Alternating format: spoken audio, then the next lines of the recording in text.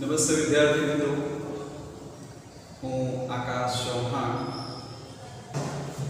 ધોરણ 11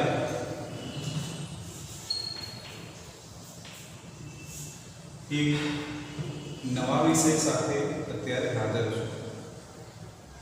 સૌથી પહેલા તમારા જે વિષય ખબર શું છે તે જાણી લેજો.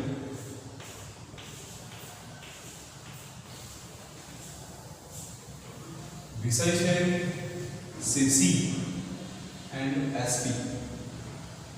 સીસી ની વાત કરીએ તો એનું પૂરું નામ કોમર્શિયલ કોરસ્પોન્ડન્સ, ગુજરાતીમાં એને પાછું વાણિજ્ય પત્ર વ્યવહાર કહીશું.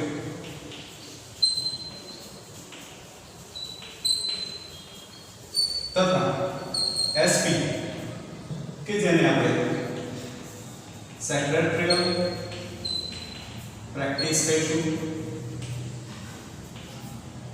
ઓકે, અત્યાર સુધી જે તમે વિષયનો અભ્યાસ કર્યો તો એમાં આપણો આ વિષય એક નવો જ છે. તમને એક પ્રશ્ન એ થશે કે જો બાકીના વિષયોનું તમને થોડું ઘણું જ્ઞાન મળ્યું છે, પણ આ વિષય મારા માટે શું કામ નથી? થોડાક એમાં ઊંડા ઉતરીએ. તમારા પુસ્તકને અહીંયા વિભાગ 1 કે જેમાં આપણે સીસી એટલે કે વાણિજ્ય પત્ર વ્યવહારને શીખવાનું છે, એની અંદર શું છે તો વિભિન્ન પ્રકારના પત્ર વ્યવહાર, વિભિન્ન પ્રકારના પત્ર વ્યવહાર, એ વિભિન્ન પ્રકારના પત્ર વ્યવહારોને આપણે અહીંયા શીખીશું ભાગ 1 માં, કે જેને સીસી એટલે કે વાણિજ્ય પત્ર વ્યવહાર કહે છે. પણ એક વસ્તુ ધ્યાન દોજો, અહીં એક શબ્દ પર ભાર આપવામાં આવ્યો, વાણિજ્ય. ઓકે, એટલે કે આપણે તેને વાણિજ્યના સંદર્ભમાં શીખવાનું. વાત કરીએ સેક્રેટરીયલ પ્રેક્ટિસ એટલે કે એસપી, જેને આપણે વિભાગ 2 માં શીખવાનું. હવે આમાં શું છે તો કદાચ તમારા દરેકનો એક હેતુ હશે જીવનમાં કે ભાઈ આ વસ્તુ કરવાની છે. નોર્મલી તમે કોમર્સના વિદ્યાર્થી છો તો તમારો એક પ્રથમ ટાર્ગેટ કરશે બીકોમ હશે. જો થોડા બ્રિલિયન્ટ હશો તો મે બી સીએ કરવા માંગતા હશો. પણ જો કંઈક નવું જ કરવા માંગતા હોય, કંઈક નવું જ કરવા માંગતા હોય તો એ નવામાં તમે ક્યાંક શબ્દ સાંભળ્યો હશે કોઈના મોઢે કે મારે સીએસ બનવું છે, મારે સીએસ બનવું છે, મતલબ કે કંપની સેક્રેટરી બનવું છે. ઓકે, તો કંપની સેક્રેટરી માટેની તમામ વિગતો, શક્ય એટલી તમામ વિગતો કે બાબતો આપણે આ ભાગ 2 માં ચર્ચવાની છે કે શીખવાની છે. ઓકે, તો બસ આ સંદર્ભમાં આપણો આ નવો વિષય છે. કયો? સીસી એન્ડ એસપી, મતલબ કે વાણિજ્ય પત્ર વ્યવહાર અને સેક્રેટરીયલ પ્રેક્ટિસ. ઓકે, ચલો થોડુંક આગળ.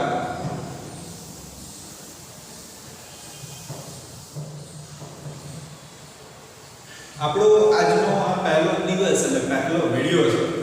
સ્વાભાવિક રીતે એમાં આપણે વિભાગ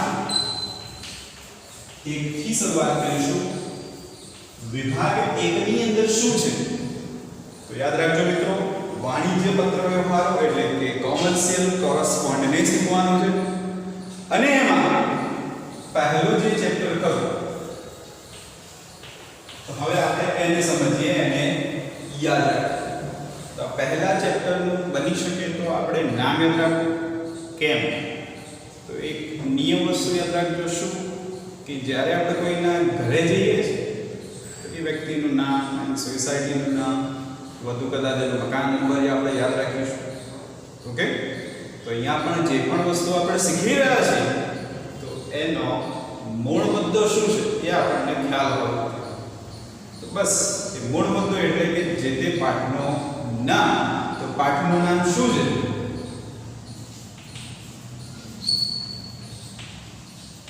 તો માહિતી સંચારનો અર્થ અને તેની પદ્ધતિઓ માહિતી સંચારનો અર્થ અને તેની પદ્ધતિઓ તો આપણા આજના પ્રથમ વિડિયો ભાગ 1 સેસીમાં આપણે પહેલું ચેપ્ટર શીખી રહ્યા છીએ જેનું નામ છે માહિતી સંચારનો અર્થ અને તેની પદ્ધતિ ઓકે ચલો થોડી વાત કરીએ એમાં જ આગળ સૌથી પહેલા તો આ વસ્તુ સમજવાની જરૂરી છે શું તો એ છે માહિતી સંચાર એટલે શું માહિતી સંચાર એટલે શું ઓકે તો થોડું અહીંયા ધ્યાન આપો માહિતી સંચાર અંગ્રેજીમાં એના માટે એક શબ્દ છે કોમ્યુનિકેશન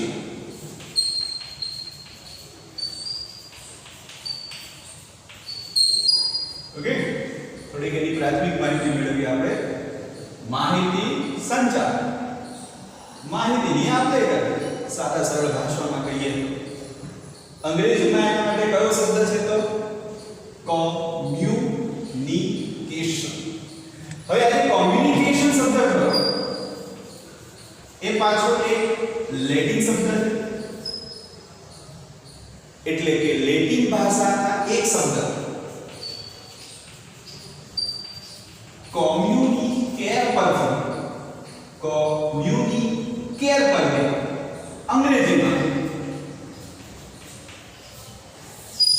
અંગ્રેજીમાં તે શું થયું કોમ્યુનિકેશન હવે આ જે કોમ્યુનિકેટ કરો એનો આપણે જો ગુજરાતીમાં અર્થ કરવા બેસીએ કોમ્યુનિકેટ શબ્દ કરો એને જો આપણે ગુજરાતીમાં કંઈક કરવા બેસીએ તો એના પાછા કેટલા અર્થ નીકળે કયા કયા તો ધ્યાનથી સાંભળજો એક તો છે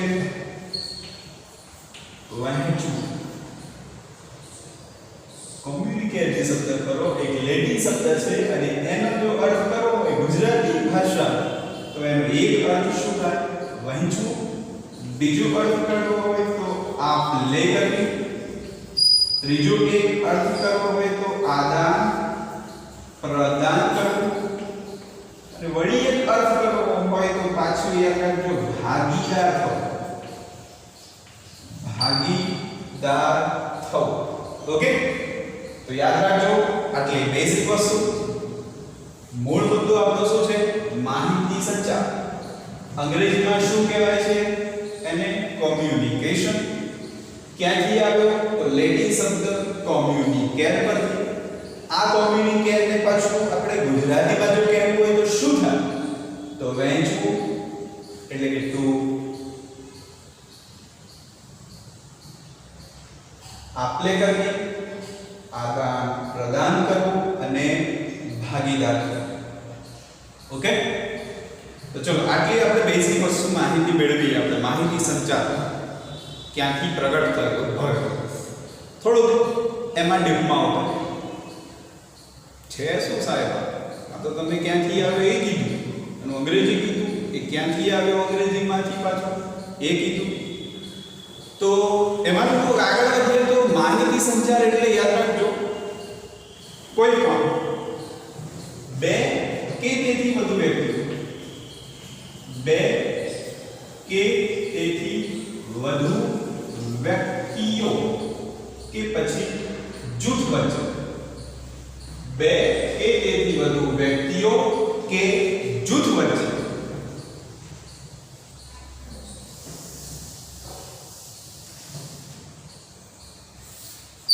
તમે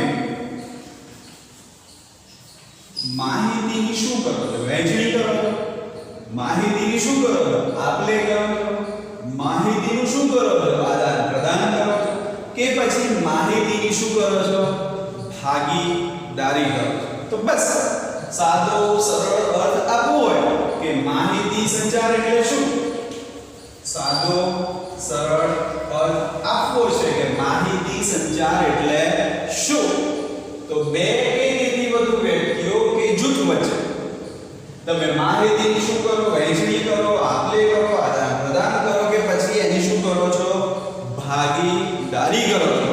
તો બસ એને આપણે અહીંયા સાદા સરળ શબ્દોમાં શું કહીશું, માહિતી સંચાર. ઓકે,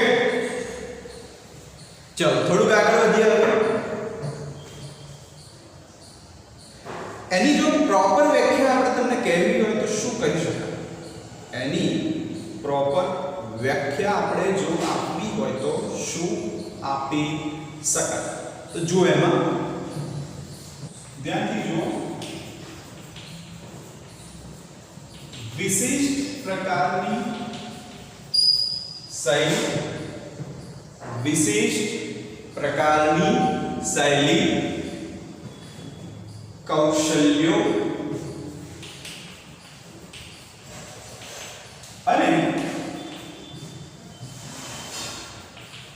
યોગ્ય માધ્યમોનો ઉપયોગ કરે, યોગ્ય માધ્યમોનો ઉપયોગ કરીને શું કરો, માહિતીને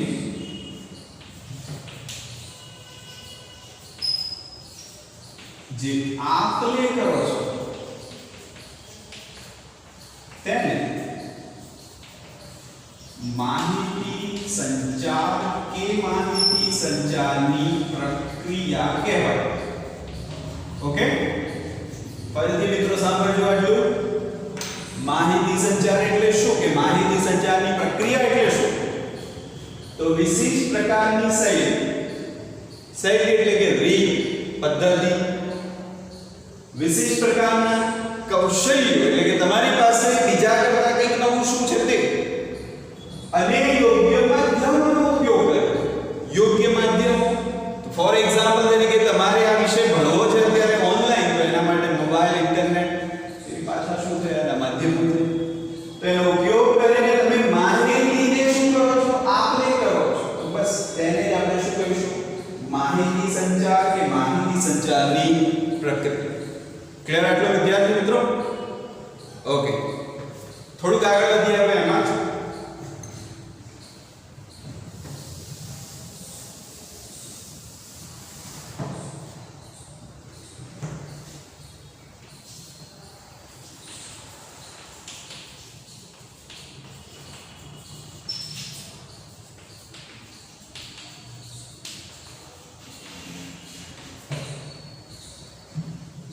બીજો એક મુદ્દો આપણો વાણિજ્યક માહિતી સંચારનો અર્થ આપો અથવા તો એના વિશે જણાવો. વાણિજ્યક માહિતી સંચારનો અર્થ આપો કે એના વિશે જણાવો. સાંભળજો એમાં ધ્યાનથી.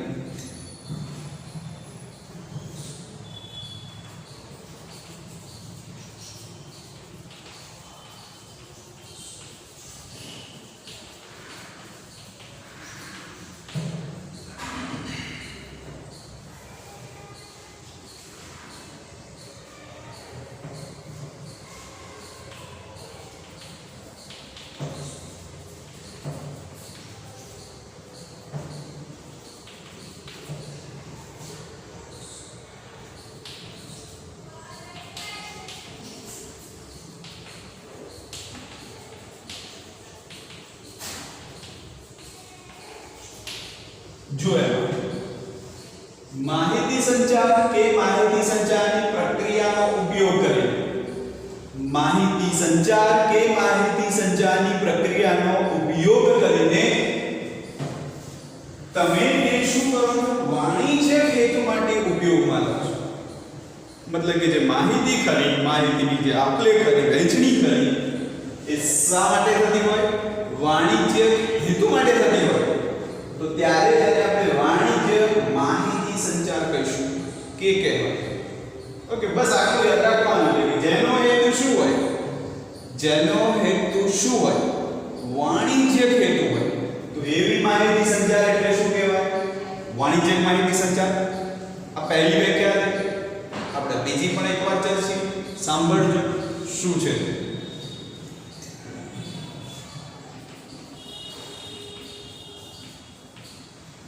પત્રો દ્વારા વેપાર ધંધાની ખરીદી થતી હોય, વેચાણ થતું હોય, પ્રચાર થતો હોય, પ્રસાર થતો હોય. ઓકે, બસ આટલું યાદ રાખો કે તમે પત્રો દ્વારા તમારા વેપાર ધંધાની શું કરો છો? ખરીદી, વેચાણ, પ્રચાર કે પ્રસાર. તો બસ તેને જ આપણે શું કહીશું? વાણિજ્ય માહિતી સંચાર. ઓકે, તો બસ આમાં આટલું યાદ રાખવાનું. જો અહીંયા શબ્દ કયો વાણિજ્ય હેતુ માટે થાય, તો અહીંયા શબ્દ નવા કયા ઉમેરવા કે જે તમે પત્રો દ્વારા કરતા હોય, પણ શું કરતા હોય? વેપાર ધંધા, ખરીદી, વેચાણ, પ્રચાર કે પ્રસાર. ઓકે, તો ચલો મિત્રો, આ આપણે વાત કરી વાણિજ્ય માહિતી સંચારના અર્થની. ટોપિક થોડો ચેન્જ કરીએ, થોડો આગળ.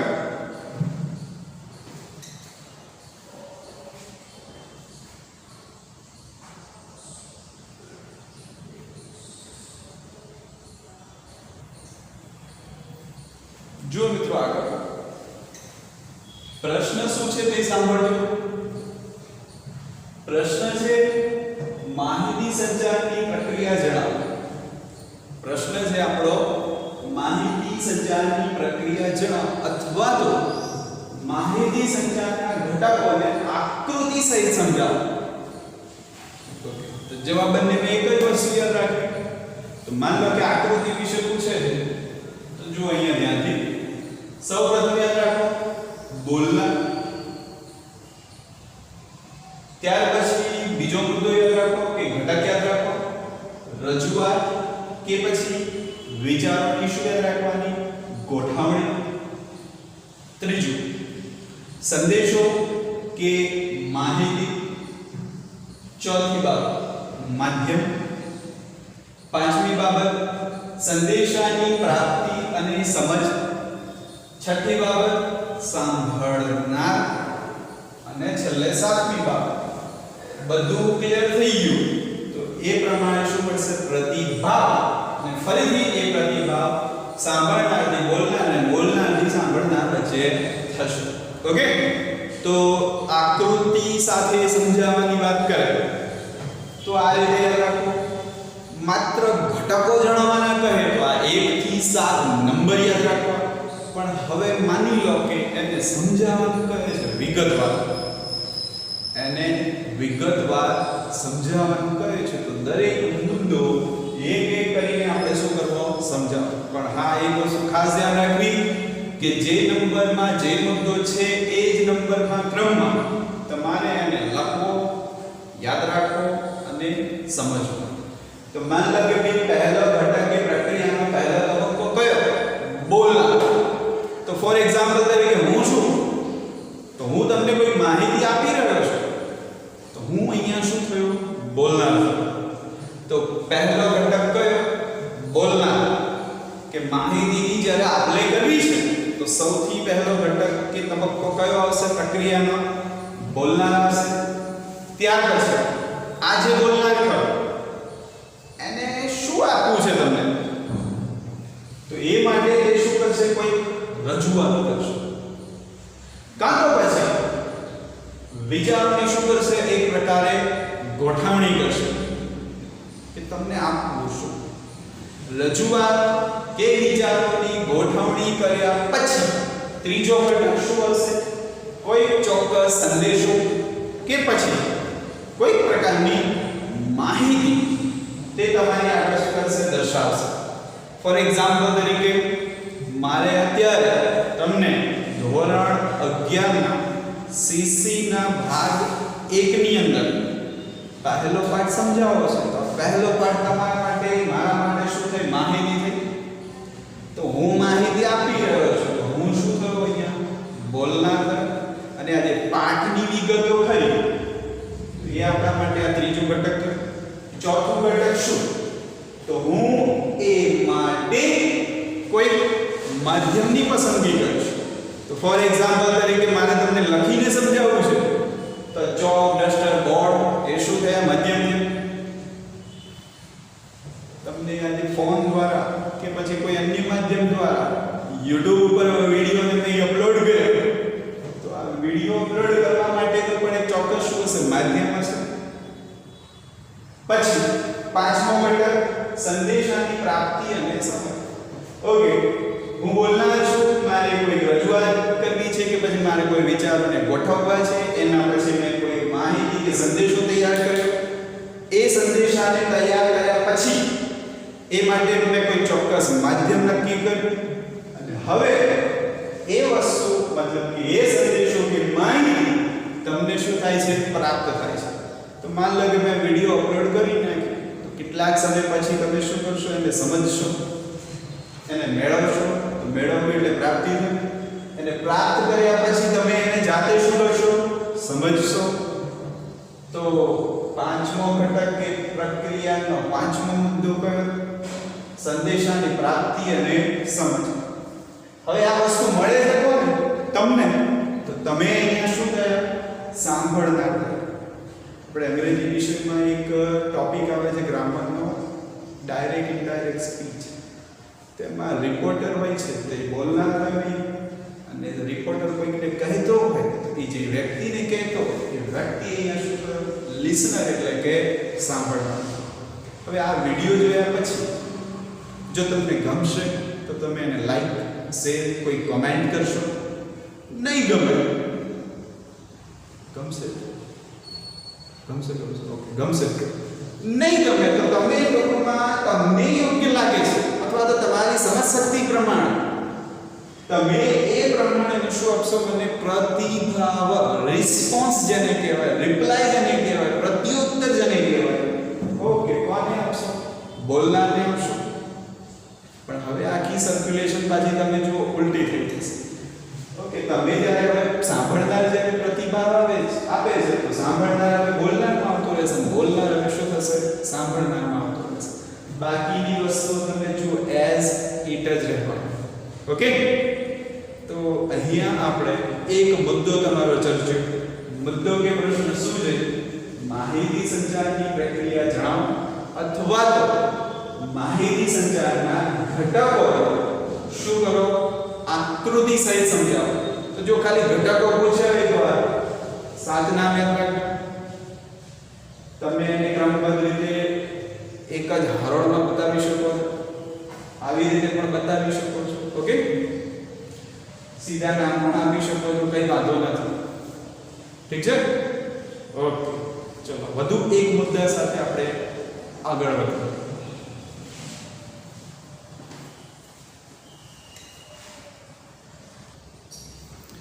જો વિદ્યાર્થી મિત્રો આપણો આજે પાઠ કરવો એનો વધુ એક મુદ્દો કે પ્રશ્ન શું? તો માહિતી સંચારની વિવિધ પદ્ધતિઓ વિશે જાણો. ઓકે, કન્ફ્યુઝન રહે છે, પહેલા કન્ફ્યુઝન દૂર કરીએ. હમણાં ઘટકો શબ્દ હતા, એમાં 7 મુદ્દા છે. બોલનારથી લઈને પ્રતિભાવ સુધી ભૂલતા નહીં.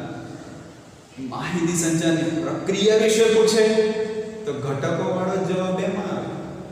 પણ અહીંયા પદ્ધતિ શબ્દ વાપર્યો છે. તો પદ્ધતિ કેટલી છે પહેલા માઇન્ડમાં એ સેટઅપ કરી લો. 6 છે. કેટલી છે? 6 છે. કેટલી છે? 6 છે. શું છે? માહિતી સંચારની પદ્ધતિ.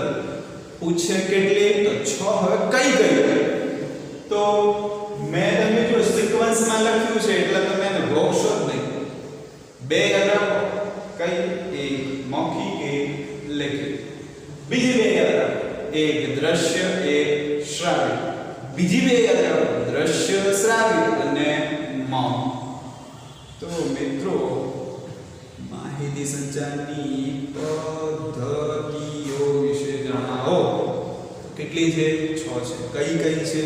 તો એક મૌખિક, બે લેખિત, 3 દ્રશ્ય, 4 શ્રાવ્ય, 5 દ્રશ્ય અને શ્રાવ્ય અને 6 મૌન. ઓકે, તો કોઈ પણ માહિતીની આપલે જ્યારે આપણે કરીએ છીએ તો આ આપલે ઓમાંથી જ કોઈ એક પદ્ધતિ દ્વારા કરીએ છીએ, કાં તો પછી બધાનો ઉપયોગ કરીને આપણે માહિતી શેર કરીએ છીએ. ઓકે, તો હવે આને આપણે થોડો એક એક કરીને શીખીએ. સૌથી પહેલા છે મૌખિક પદ્ધતિ. ઓકે, સૌથી પહેલા યાદ રાખો મૌખિક પદ્ધતિ. તો જો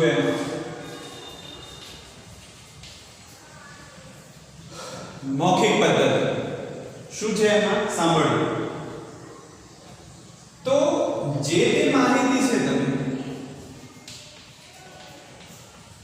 તો કોઈ પણ પ્રકારના ભાષા કે પછી વિભિન્ન શબ્દોનો ઉપયોગ કરે કોઈ પણ ભાષા મને ગુજરાતી આવડે છે તો ગુજરાતીનો ઉપયોગ કરીશ મારે વ્યવસ્થિત વિદ્યાર્થી મિત્રોને સમજાવવું છે તો હું એવા પારિભાષિક શબ્દોનો ઉપયોગ કરીશ તો કોઈ પણ ભાષા કે પછી શબ્દોનો ઉપયોગ કરીને બોલીને જે માહિતીની આપલે થાય છે બોલીને જે માહિતીની શું થાય છે આપલે થાય છે તો એ પદ્ધતિ એટલે એને આપણે શું કહીશું મૌખિક માહિતી સંચાર પદ્ધતિ કેવી મૌખિક માહિતી સંચાર પદ્ધતિ ઓકે વિદ્યાર્થી મિત્રો એક વસ્તુ ખાસ ધ્યાન દોરવી અહીંયા કઈ કે જ્યારે તમે આ મૌખિક પદ્ધતિનો ઉપયોગ કરો છો ત્યારે કેટલીક વસ્તુ ધ્યાન દોરવી જરૂરી છે કઈ જેમ કે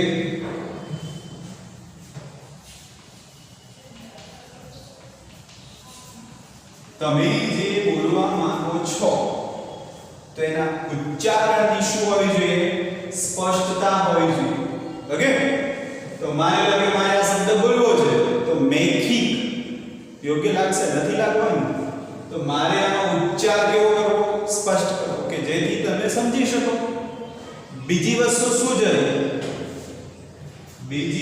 શું જરૂરી છે તો સાંભળી શકાય તેટલો મોટો અવાજ સાંભળી શકાય તેટલો મોટો અવાજ તો આ બે વસ્તુ જો હોય તો આ પદ્ધતિ કેવી થશે સફળ થશે ઓકે ચલો અને માની લો કે તમને ઉદાહરણ આપવાની વાત કરે છે કે મૌખિક માહિતી સંચારના ઉદાહરણ આપો તો જો એમાં કોઈ પણ પ્રકારની વાતચીત થાય છે સંવાદ થાય છે વાર્તાલાપ થાય છે ગોષ્ઠી થાય છે હિન્દી વર્ડ જાયગા તો વાતચીત સંવાદ વાર્તાલાપ ગોષ્ઠી બધાને ટૂંકમાં કહેવું હોય તો અંગ્રેજીમાં ડાયલોગ ઓકે એવી જ રીતે ભાષણ છે પછી માની લો કે વિદ્યાર્થીઓ વચ્ચે જૂથ વચ્ચે જે ચર્ચા થાય જૂથ ચર્ચા તો એ પણ આના શું છે ઉદાહરણ છે ઓકે ક્લિયર અંદર થોડુંક આગળ વધીએ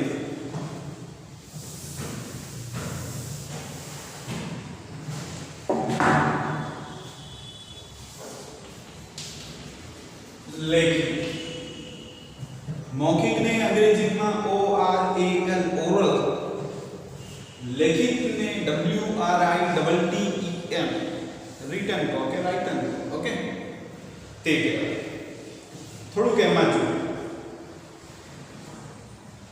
તો કોઈ પણ માહિતીને કોઈ ભાષા કે શબ્દોના ઉપયોગથી કોઈ પણ ભાષા કે શબ્દોના ઉપયોગથી શું કરો તમે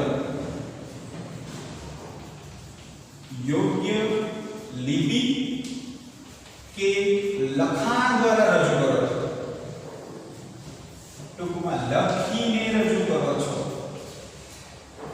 કોઈ પણ માહિતીને કોઈ પણ ભાષા કે શબ્દો દ્વારા યોગ્ય લિપિમાં કે લખાણ દ્વારા કે પછી એને લખીને શું કરો છો રજૂ કરો છો તો તમારી સામે જે એક્ઝામ્પલ છે તો એ શેનું છે લેખિતનું છે ઓકે થોડુંક આગળ અહીંયા કેટલીક વસ્તુ જરૂરી છે શું તમે જ્યારે આ પદ્ધતિનો ઉપયોગ કરો છો તો એમાં કેટલીક બાબતો જરૂરી છે તો પહેલી બાબત કઈ કે તમે જે વસ્તુ લખો છો જે લિપિ લખો છો જે લખાણ લખો તો એ યોગ્ય શૈલીમાં હોવું જોઈએ શૈલી એટલે શું થાય એની રીત પદ્ધતિ અને બીજી વસ્તુ શું શબ્દોની યોગ્ય પસંદગી કરવી પણ જરૂરી છે શબ્દોની યોગ્ય પસંદગી કરવી પણ જરૂરી છે. જો તમે આ બે વસ્તુ ધ્યાન રાખશો તો આ પદ્ધતિ 100% શું કરવાની સફળ થવાની.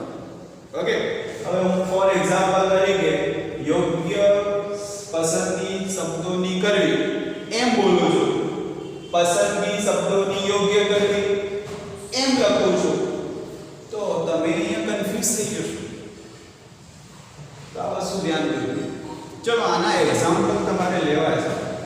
તો જે વસ્તુ લખાણ સ્વરૂપે છે, જે વસ્તુ શું છે લખાણ સ્વરૂપે છે, તો એ બધાના શું છે એક્ઝામ્પલ છે. ફોર એક્ઝામ્પલ તરીકે આપણા પુસ્તકો લઈ લો, પત્રો લઈ લો, છાપા લઈ લો એટલે ન્યૂઝપેપર લઈ લો, કોઈ પણ સાહિત્ય લઈ લો, ચોપાની પર ફરિયા લઈ લો.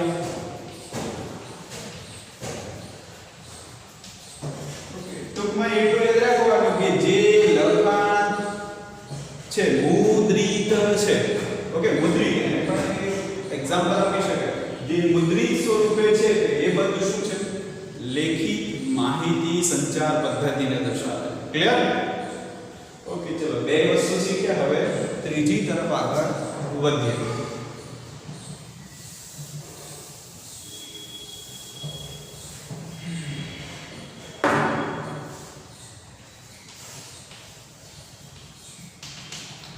દ્રશ્ય, જેને તમને શું કરતા જોઈ શકતા. અંગ્રેજીમાં એક વર્ડ છે વિઝ્યુઅલ, VISUAL. તો વિઝ્યુઅલ શબ્દ જે કરો એ દ્રશ્યને બતાવે. તો તમે માહિતીની આપલે શું કરો છો દ્રશ્ય દ્વારા. પણ હમણાં યાદ રાખજો શબ્દો વગર થતું, શબ્દો વગર થતું હોય. કેવી રીતે સાહેબ આવું તમે કહી શકો? તો આપણે ચિત્રો લઈ લો, પ્રતીકો લઈ લો, ચિહ્નો લઈ લો, સંકેતો લઈ લો. ચિત્રો, પ્રતીકો, ચિહ્નો, સંકેતો એ ઉપરાંત કોઈ પણ રંગ, નકશો, પછી આલેખ, અને તમે સોશિયલ મીડિયાનો બહુ સારી રીતે ઉપયોગ કરો છો તો તમારા હાવભાવ તમારે એક્સપ્લેન કરવા છે, તો તમે જે વિવિધ ઇમોજીસ વાપરો છો તો એ ઇમોજીસ પણ શું છે દ્રશ્ય માહિતી સંચાર પદ્ધતિના જ ઉદાહરણ છે. ઓકે, તો ત્રીજો ટોપિક આપણો આ ચોથો એની નીચે લઈ લઈએ છે ને એ છે શ્રાવ્ય.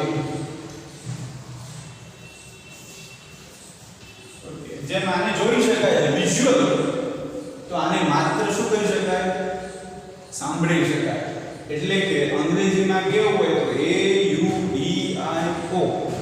AUDIO ઓડિયો માત્ર શું કરી શકાતું હોય સાંભળી શકાતું હોય. હા, એમાં એક વસ્તુ તમારે ધ્યાન દોરવી કઈ કે ભાષા અને શબ્દોનો ઉપયોગ થશે. ભાષા અને શબ્દોનો ઉપયોગ થશે. તમે સાંભળશો કે મારું બોલેલું હું બોલીશ તો, પણ હું બોલીશ શું બોલીશ કંઈ પણ બોલીશ તો એ માટે હું કોઈ ભાષાનો ઉપયોગ કરીશ, કોઈ પણ શબ્દનો ઉપયોગ કરીશ. તો અહીંયા ટૂંકમાં શું જરૂરી છે ભાષા અને શબ્દો જરૂરી છે. ઓકે, પછી બીજું તો ટૂંકમાં ભાષા શબ્દો દ્વારા બોલીને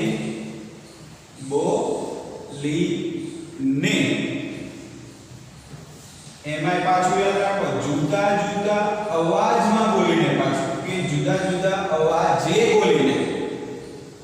પછી થોડું આગળ યાદ રાખો એમાં એક વસ્તુ હોઈ શકે કઈ કે બોલના અને સાંભળના કદાચ સામે ન પણ હોય. ઓકે, આની એક વસ્તુ ધ્યાન દોરવા લાયક છે કે અહીંયા બોલનાર અને સાંભળનાર સામે ન પણ હોય. ઓકે, એટલે અહીંયા શબ્દ વાપર્યો છે શ્રાવ્ય. આનું તમને બેસ્ટ એક્ઝામ્પલ આપો તો તમને બધાને ગીતો સાંભળવાનો જબરો શોખ હશે. ગીતો સાંભળો તો એના ગાયક તમારા સામે હાજર હોય ના, તમે માત્ર એના બોલેલા શબ્દને સાંભળો તો એ શ્રાવ્યનું એક્ઝામ્પલ છે. ટૂંકમાં રેડિયો પણ આવે એમાં. ઓકે, રેડિયો આનું સૌથી શ્રેષ્ઠ ઉદાહરણ આપી શકાય શ્રાવ્ય માધ્યમનું. એવું જ બીજું ઉદાહરણ આપવું છે તો ટેપ રેકોર્ડ. પહેલાના સમયમાં તમે જુઓ આપણે રેકોર્ડ કરી દેતા હતા, એ રેકોર્ડ કરેલું પણ સાંભળતા હતા આપણે. સીડી ડીવીડી એમાં દ્રશ્ય પાછું આવી જાય છે, પણ એ પણ એક એક્ઝામ્પલ છે. મોબાઈલ ટેલિફોનમાં જે આપણે વાતચીત કરીએ છીએ તો એ જો આપણે શું કરીએ છીએ શ્રાવ્યનું જે એક એક્ઝામ્પલ આપી શકાય. એમાં બોલનાર સાંભળનાર તો સામસામે હોય છે નથી હોતા. ઓકે, તો દ્રશ્ય શ્રાવ્ય માટેનો મુદ્દો ક્લિયર થઈ ગયો આપણો. હવે એને બેને કમ્બાઈન કરીને જોઈએ એટલે કે 5મી પદ્ધતિ.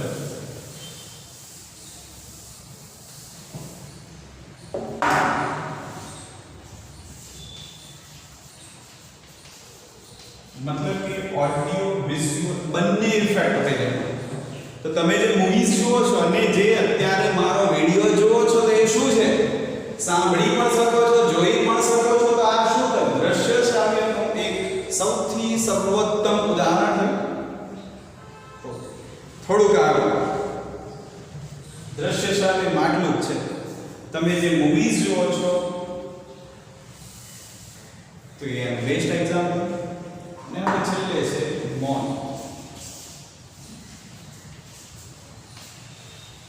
SILENCE.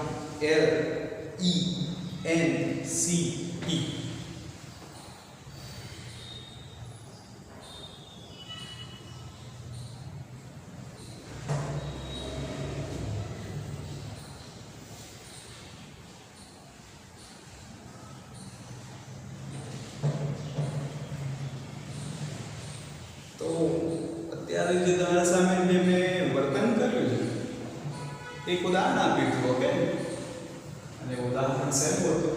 મૌન માહિતી સંચારની પદ્ધતિ. ઓકે, સાયલેન્સ સૌથી શ્રેષ્ઠ માધ્યમ છે અને એવું કહી શકાય અસરકારક પણ છે. કેવી રીતે? તો થોડુંક એમાં જુઓ.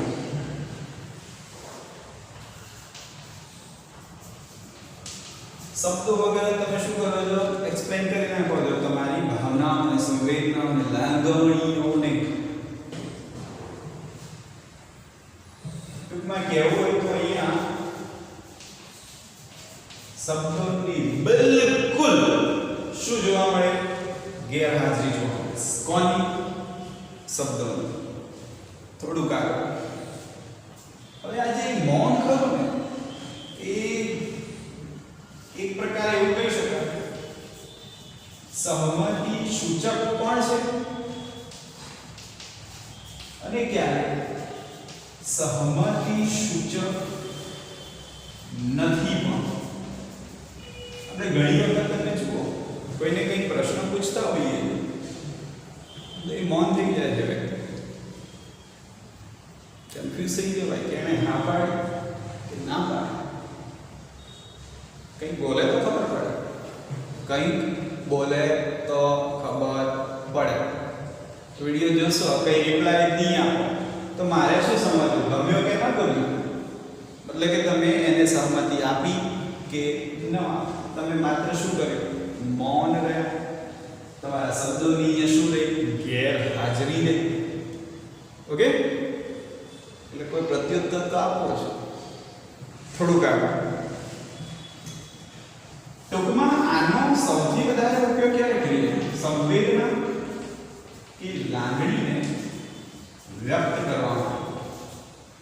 કોઈ પણ પ્રકારની સંવેદના હોય, લાગણી એટલે કે ઇમોશન્સ હોય, કોઈ પણ તમે જે ફીલિંગ કરો છો તો એ ફીલિંગને તમે મોટા ભાગે શું કરો છો? મૌન રહીને જ વ્યક્ત કરો છો. ઓકે, પછી બીજું યાદ રાખજો, આ એક એવી પદ્ધતિ છે કે જેમાં સૌથી વધુ ધ્યાન ખેંચાય છે લોકો.